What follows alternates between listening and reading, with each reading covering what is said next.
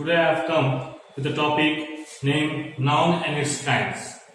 As you all know that noun, this is called noun, that noun is the name of person, place, animal or thing and feeling, idea, these all are noun. And if you talk about the kinds, as you all know, according to old grammar, we see that there are 5 kinds. There are 5 kinds. First of all, proper noun, common noun, collective noun, material noun, abstract noun. And these nouns are changed according to new rule. It has been, there are 3 nouns: proper noun, countable noun and uncountable noun. Now we will read about what is a noun. As you can see over here that noun is the name of person, place, animal, thing, feelings and ideas. Whatever we see, so suppose a fan, door, board,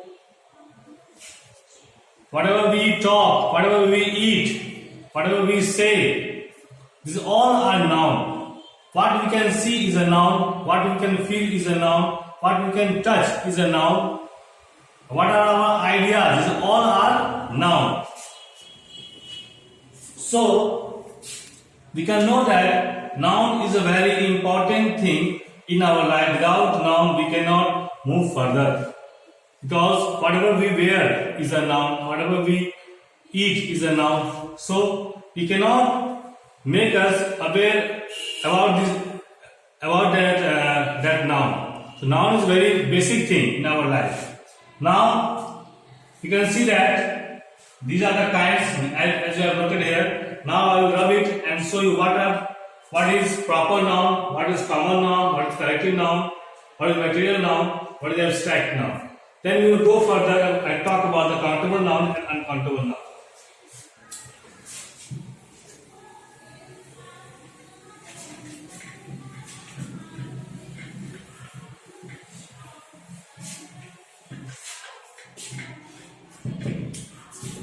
First of all, we will take proper noun. Proper noun. So what is a proper noun? A noun which shows or denotes about a particular person, place, animal or thing. So noun which shows or denotes about a particular person, place, animal or thing. If you take, for example, if you make one column, this is common and this is proper. If you take, first of all, person, if I say boy, boy is a common noun, and in proper sense you will say that this boy has got a name. Suppose that his name is Ramesh. Ramesh is a proper noun and boy is a common noun. So what is the difference between proper and common? Because there are many boys, and if you want to call somebody, then you have to say the name. Suppose that Ramesh, Ganesh, Suresh, etc. So by calling that name, the particular boy will come to you. And if he has no name, he is a boy. But if you want to call somebody, we cannot call them. All the person will come. So for that thing, we give a particular name. That particular name is called proper noun. If you take this is a person, if you take place, suppose that city. We live at Samastipur. So Samastipur is a city. Samastipur is a city. So a city is a common. So city is common and Samastipur is proper. If you want to say that we are going somewhere, then we have to say the name where we are going. So for that thing, we write the place. The place is city, and in city where? Samastipur. Samastipur, Lucknow, London, America. These all are names of places. Now we come with another animal. Suppose that if we have a dog, we are feeding a dog. So its name is Rocky. As you all know that dog is a pet animal, and if you want to call a dog, then we'll say its name. That is called Rocky. Whatever you give the name, so that particular name is called proper noun. Dog is an animal. Now comes things. Suppose that if I take mobile, every person has got mobile. So there are many companies of mobile. Suppose if I say Samsung,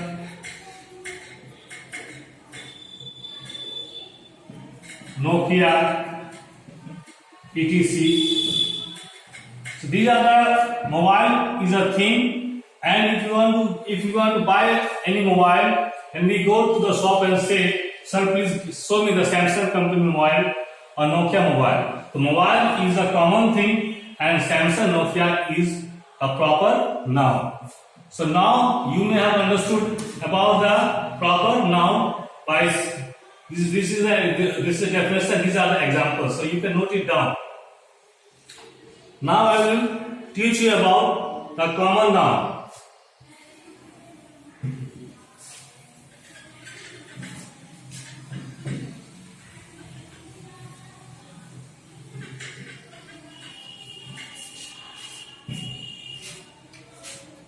Number 2,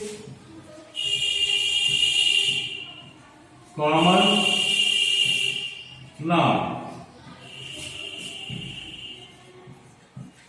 The noun which denotes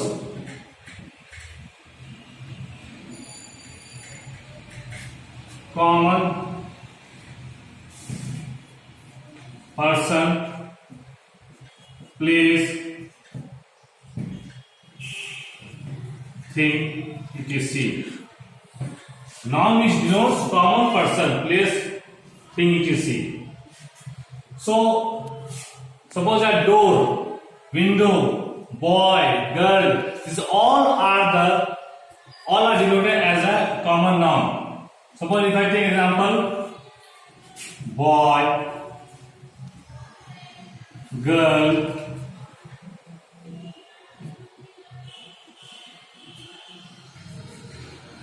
banana, chair, etc. These all are common noun examples. So boy shows the class of boy. There are many boys. Boy, girls shows the class. Banana is a so chairs. So these are things which are made of wood. This is a part of fruits. So these all are common nouns. Now we will read about collective noun. Collective noun. Collective noun. The noun which denotes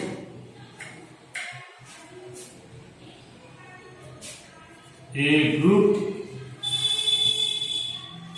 or collection of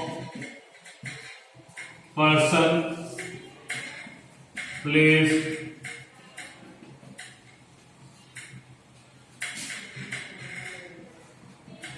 animal or things. So the noun which denotes a group or collection of person, place, animal or thing is called a collective noun. Suppose that if I take, for example, soldier. Soldier is a common noun. Soldier is a common noun. And its group is called army. Now I will give more examples about collective and common noun and differentiate between common and collective noun by rubbing this board.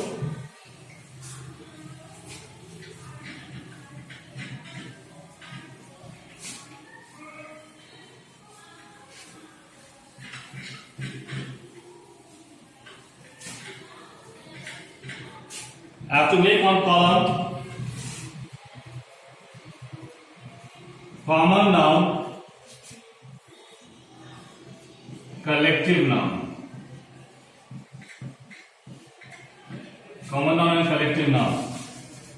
If I say there are many persons,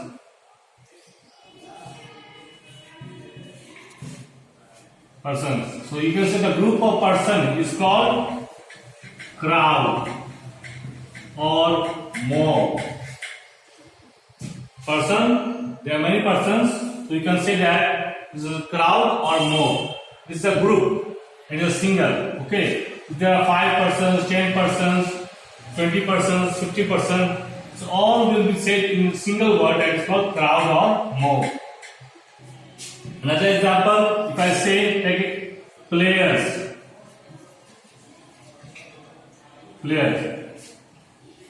a cricket team, we see there are 11 players, and that 11 players is called a team. That 11 players makes a team. So the group of players is called a team. The group of players is called a team. If I say another example, suppose that grapes is a fruit, and if it is used in a group, it's called bunch of grapes, bunch of keys. So bunch is used for the fruits called named grapes. Another example, if I take it, steer. So for that thing,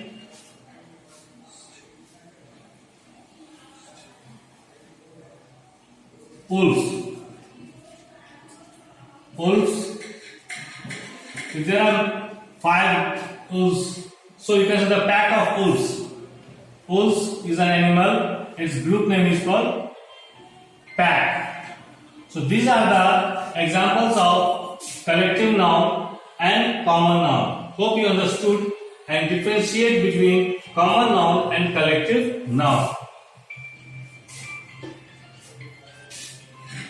Now I have to rub this and I will give example talk about the material noun.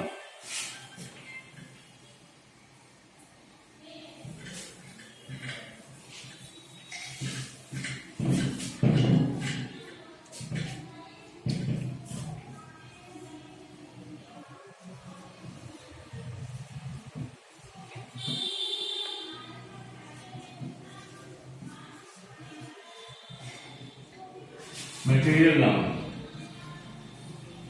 The noun which can be measured or weighed is called a material noun. The noun which can be measured or weighed is called a material noun. If you go to a shop and buy some cloth, and then the shopkeeper will measure that cloth, then he will give to you. if you go to take some vegetables, the vegetable owner will weigh that vegetable, then he will further give you. So the things which can be measured or weighed is called a material noun. Now I will give some examples about it. Suppose that if I say gold, gold is a material noun. Why is it a material noun? Because whenever we go to a market or jewelry shop, we say that I have to make some necklace or ring. So he weighed that gold and then he gives to us. So gold, ghee, potato,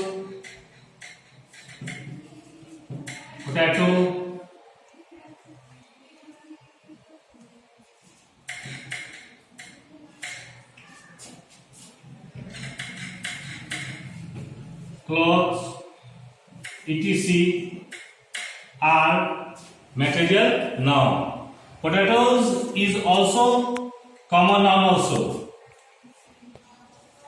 So gold, ghee, potatoes, clothes, etc. all are used or included or denoted rather in a material noun. So you may have understood about the material noun. Now, till now we have learned about noun, its kinds: proper noun, common noun, collective noun. Now we will come further and at last we learn about the abstract noun. What is an abstract noun? Abstract noun. The noun which cannot be seen, touched, but can be felt is called an abstract noun. The noun which cannot be seen or touched, but can be measured, but can be felt is called an abstract noun. So, suppose that your mother loves you, how much she loves you, you cannot measure it, you cannot weigh it, or you cannot count it. So, love is an abstract noun. Suppose that suppose that you are in pain. In how much pain you are? So that pain cannot be measured. It can be felt. Suppose that if I make a cup,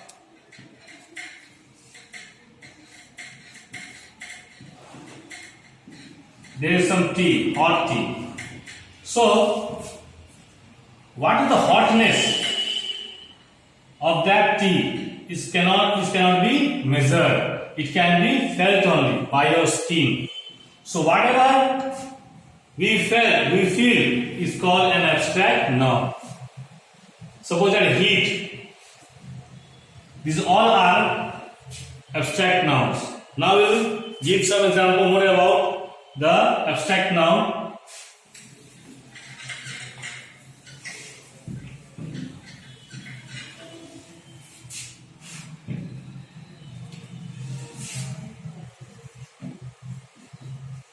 Heat, love, honesty, childhood,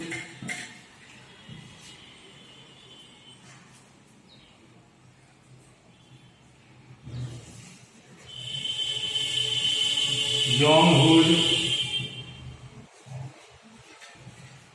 fragrance. So, heat, love, honesty, childhood, younghood, fragrance, So these all are the examples of abstract noun. Why? Because these all are felt, not touched, or you cannot see it. You can only just feel it. If I say that honesty is the best policy. Honesty is the best policy. So here the word honesty. The person who is honest has got honesty. So how much honesty that person has cannot be measured or weighed, but it can be felt. If you give some work, how honestly that person doing that work, that shows his honesty. So honesty is the best policy. In these sentences, honesty is an abstract noun. Abstract noun. Hope you have understood about the proper noun, common noun, collective noun, material noun and abstract noun. Now we'll move further and talk about the new grammar, which teaches us about the countable noun, uncountable noun. Now I will rub this and I will show you about the countable noun and uncountable noun.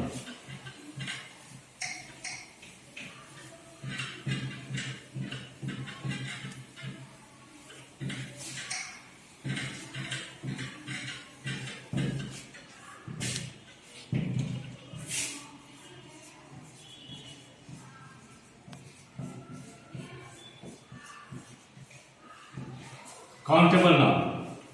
By seeing the name, you can see that countable, the thing which can be counted, the thing which can be counted is called a countable noun. The noun which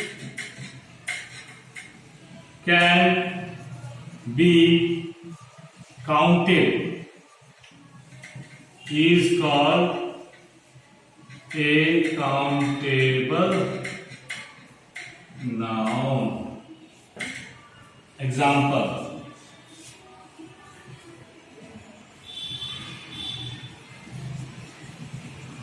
boy,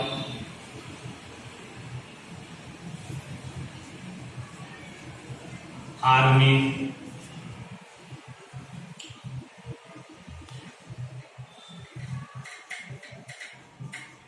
blackboard, team, etc. Boy can be counted, army can be counted, blackboard can be counted, team can be counted. So you can see that